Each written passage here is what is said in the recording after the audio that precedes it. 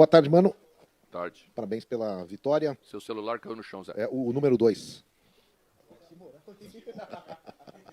Não vou falar o que eu penso sobre o celular número 2. Muito bem. Meio-dia, domingo, pro almoço, tudo bem. Mano, a vitória foi conquistada, eu acho que tem um fator importante aí, eu queria que você analisasse. A questão de recuperação, de foco ou de recuperação física. O Inter teve, no meio da semana, um jogo de alto desgaste, alta intensidade, alta exigência. E isso aí vale tanto para a questão física como para a questão mental. Seria natural que hoje o Inter tivesse uma atuação menos intensa. Pelo menos eu penso assim. O que foi feito para que neutralizasse essa possibilidade, até uma tendência que o esporte de alto rendimento tem, de tu não conseguir fazer duas atuações com o mesmo rendimento. E o que pode ser visto agora com uma semana de trabalho para definir por vez essa vaga no G4 e, quem sabe, ainda seguir sonhando com o título que a matemática ainda permite.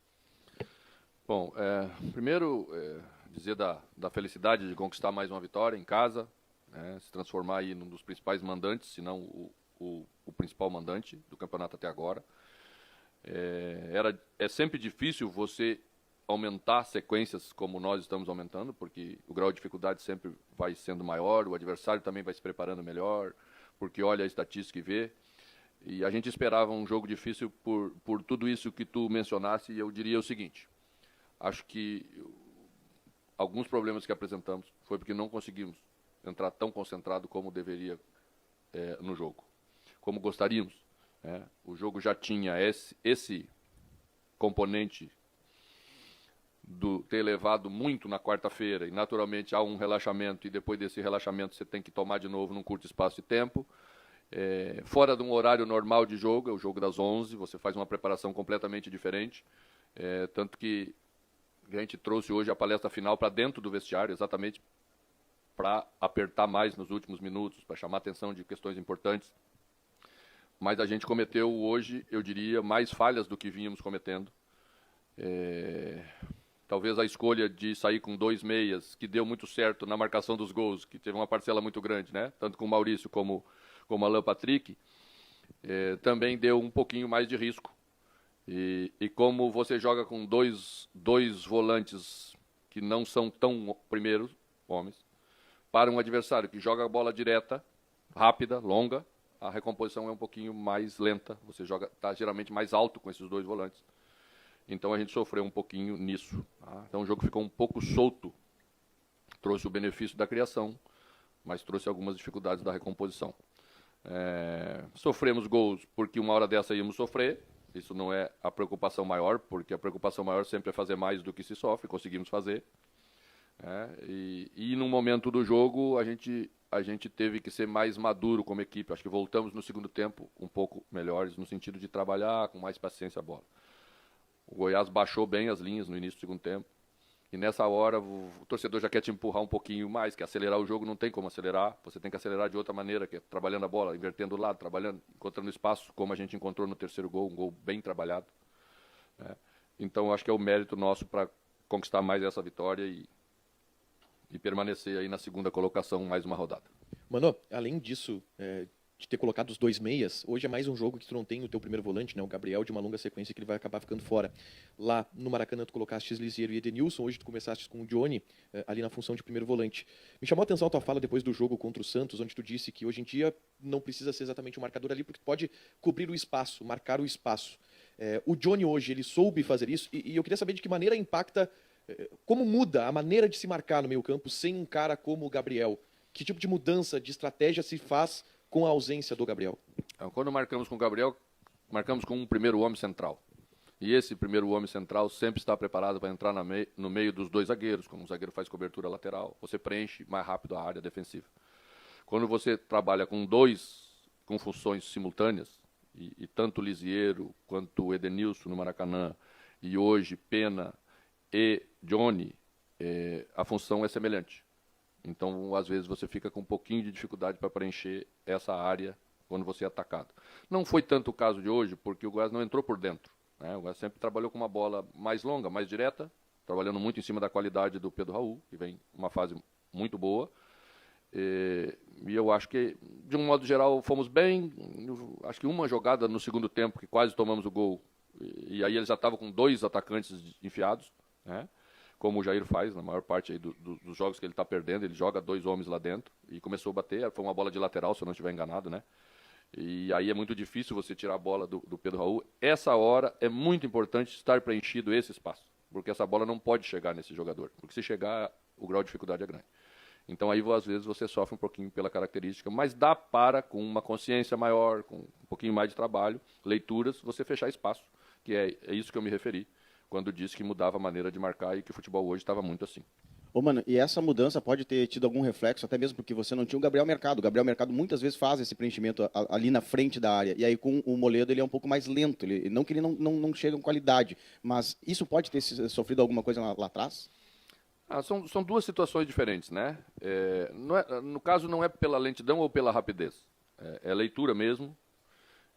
E com a entrada do Moledo, a gente optou por deslocar o Vitão para o lado de lá. Também mudou um pouquinho né, o posicionamento dos 2 jogadores. A gente acha que fica melhor assim, porque senão a nossa saída de bola fica muito prejudicada pelo lado esquerdo. A gente acha que o Vitão consegue completar melhor isso.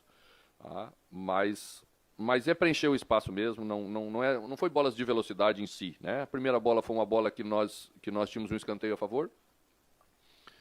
A gente sabia que a reposição é muito rápida, né? A gente demorou um pouquinho, deixou repor. Acho que foi falta em cima do Pena aqui, mas o Pena ficou de pé e os critérios hoje estavam muito difusos, né? Uma hora era uma coisa, outra hora era outra coisa. Então deixamos escapar. Acho que uma bola longa. A segunda foi uma bola parada, já perdemos a primeira bola, mesmo marcado, foi mérito também deles. A bola foi no travessão e voltou para o jogador que está num momento maravilhoso. Você sabe que volta para esse jogador, exatamente porque nessa hora parece que sempre sobra para o que está bem. Mano, quando você coloca um time contra o Flamengo, coloca outra estratégia hoje contra o Goiás, você apresenta repertório. Acho que isso é importante, o treinador deve ficar satisfeito com isso quando o resultado é positivo. Hoje teve dificuldades, mas o resultado foi positivo. E outra, Pedro Henrique e Alan Patrick geralmente não terminam os jogos quando começam. É uma questão física, o Pedro Henrique se joga muito, se entrega muito num primeiro tempo e no segundo tem mais dificuldade, aí você entende que ele não consegue ficar aos 90? Não, sem dúvida nenhuma, para um jogador que dá 30 sprints como o Pedro dá, é difícil você terminar o jogo no mesmo nível de rendimento. Mas também o Goiás tinha baixado mais a linha. Ao baixar mais a linha, você tira o espaço que para o Pedro Henrique é muito importante, né? Então, era uma hora, ele já tinha tomado também o 3º amarelo, fica fora do próximo jogo, dar ritmo ao Wanderson para a gente era importante. Tá? E Alan Patrick hoje, na minha opinião, fez um dos melhores jogos com a gente. Não é uma questão física, o Alan Patrick tem condição de terminar o jogo para terminar o jogo, né? Acontece que a gente também tem jogadores de qualidade para entrar e ao treinador gerenciar isso é importante para você ter mais gente para ter repertório, porque o repertório vem daí, ter mais gente em condição de poder entrar e entregar aquilo que precisa ser entregue. Se você não os coloca para jogar, você não vai ter. Então isso é importante todo mundo entender, é assim que a gente trabalha. Se quisermos ter um elenco de qualidade, e esse elenco está sempre preparado para atender a necessidade do momento, ele tem que ir sendo rodado, ele tem que entrar, e vai criando cada vez mais jogadores preparados para a gente poder ter variações como são necessárias num campeonato longo de 38 rodadas. Tudo bom, mano? Eu queria que falasse um pouquinho sobre o alemão, porque hoje ele não conseguiu marcar novamente, mas a gente vê o quanto ele participa do jogo, quanto ele se entrega, né? E o torcedor reconhece muito essa luta dele também. Mas a gente está falando de um jovem, né? E eu queria que tu falasse um pouquinho sobre como tu trabalha essas questões nele, para que ele seja participativo, para que ele seja importante também de outras maneiras e não caia a confiança nos momentos em que a bola não está entrando. A gente quase que invariavelmente vê essa trajetória muito parecida, né? Os jogadores, eles despontam e às vezes surpreendem positivamente. Vem uma fase muito boa em cima dessa surpresa positivamente. E depois vem um segundo momento. Esse segundo momento passa por um conhecimento maior do adversário sobre o jogador, começa a estudar as características, porque o jogador faz gol todo jogo, ou decide o jogo, ajuda muito. Então, olha, ele começa a ser marcado diferente, com mais respeito, com mais atenção. Nessa hora vem um pouquinho da seca e a gente tem que começar a incrementar o repertório dele, individual. Ele é bastante dedicado, ele se entrega, é bastante humilde para entender que esse é um processo que com ele vai acontecer. Então eu vejo isso com normalidade e a gente sempre dá tranquilidade. E eu exatamente, talvez um dos fatos porque eu não o tirei hoje, é por isso. Porque se toda vez cai um pouco a confiança, eu tiro o jogador, daqui a pouco perco.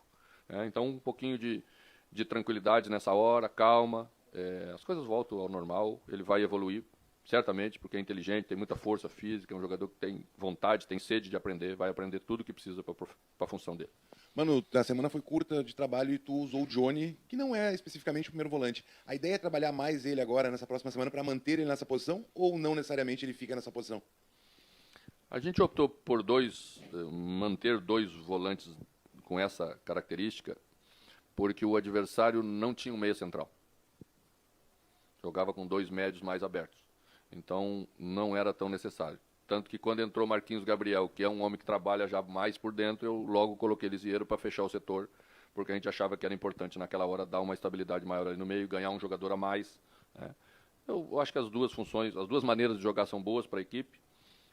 Vai ter horas que nós vamos poder usar os 2 meias, tem horas que temos que usar um terceiro jogador um pouquinho mais, como o Johnny, como Edenilson, que são mistos, né? Que faz extrema, mas que entra um pouquinho. Vai depender de cada jogo. Acho que o mais importante é a equipe saber se comportar com cada maneira. Mano, você em uma das últimas coletivas acabou citando que o campo responde muitas vezes algumas dúvidas e que você tem sido bem óbvio, até mais do que se esperava. E não é costumeiro a gente ver no meio da temporada uma troca no gol. Acabou acontecendo pelo problema que o Daniel teve, mas o Kehler vem se destacando. Foi o melhor em campo contra o Flamengo, hoje saiu ovacionado pela torcida. Queria que você comentasse um pouco dessa troca e do momento que vive o Kehler, que vem sendo um dos grandes nomes aí nas últimas rodadas. Pois é. Lá atrás, com todo cuidado, tentei dizer para vocês que tudo tem hora, que não precisa se acelerar as coisas, não precisa se matar um jogador por semana, a gente tem que ganhar um jogador por semana. Né? E as coisas aconteceram naturalmente, numa posição que é delicada para o treinador mexer. Né? Mas a oportunidade apareceu, Kehler entrou, estava preparado, que é o que eu defendo sempre com eles, em termos de trabalho toda semana, estar preparado para entrar. Porque o jogador sempre acha que ele deve ser o titular. Essa é a cabeça individual de cada um. Né? Então, quando surge a oportunidade e ele consegue atender, ele prova dentro do campo para o treinador e para todo mundo que ele merece ser o titular. Se ele não está preparado, ou porque não se dedicou, ou porque achou que o mundo era contra, ou por outras razões, ele entra e não consegue atender. Né? Então, acho que isso é o mais importante de tudo. Acabei de dizer isso lá no fechamento no vestiário. Perdemos Gabriel na semana passada, perdemos Mercado, né? Hoje perdemos Pedro para o próximo jogo. Então, assim, vão estar entrando jogadores na reta final do campeonato, com um momento sempre muito difícil, porque todo mundo está jogando alguma coisa importante. E a gente tem que saber que tem que manter o rendimento da equipe que ela vem fazendo até agora para a gente ficar com a nossa vaga direta para a Libertadores, que é o que nós estamos disputando hoje, com bastante gente boa, né? E até estamos surpreendendo, de um modo geral, as previsões iniciais com bastante mérito. Mano, você falou agora na última resposta sobre a briga na Libertadores, que parece muito bem encaminhada para o Inter conseguir uma vaga dentro do G6, e também falou das ausências, que não teve o Mercado, não teve o Gabriel. Como é que tu vê o elenco do Inter, que isso já foi uma questão muito debatida nos últimos anos, a profundidade do elenco para um ano que deve ter Libertadores, como o de 2023? Bom, eu penso que o Inter tem um elenco muito bom. Tá? Para o ano, se estabelece uma nova realidade e você sempre analisa o elenco baseado na realidade atual. Né? Vamos estar classificados para jogar uma Libertadores na fase de grupos desde o início? Bom, já temos uma definição disso daí em novembro. Né? Podemos planejar bem, porque temos um bom tempo para, com uma coisa certa na mão, você poder avançar em alguns pontos que julgamos que sejam os pontos mais importantes e que internamente discutimos sempre, trabalhamos sempre para estar preparado para poder resolver. Mas isso é uma coisa importante, você conseguir uma vaga direta. Né? Exatamente para isso. Se você não consegue ela, bom, daí você vai jogar uma eliminatória, e uma eliminatória você sabe que pode ser boa, como todo mundo quer, sonha, mas também pode, como outros exemplos aí já tivemos, de equipes brasileiras que não conseguiram. Então, não perder o foco nessa hora, não pensar por lado, não pensar para amanhã, pensar para cada jogo. Vamos ter um adversário agora pela frente que nos venceu aqui, e sabemos como nos venceu, como escapou aquela vitória, como foi doída, que estava muito na nossa mão. Mas é a comprovação que o futebol sempre te dá, né? Às vezes está muito, muito confortável, tu dá uma relaxadinha e escapa. Às vezes também está muito difícil, tu consegue um resultado extremamente positivo. Então vamos trabalhar como estamos trabalhando até agora para que as coisas terminem bem, como estão se encaminhando para terminar bem.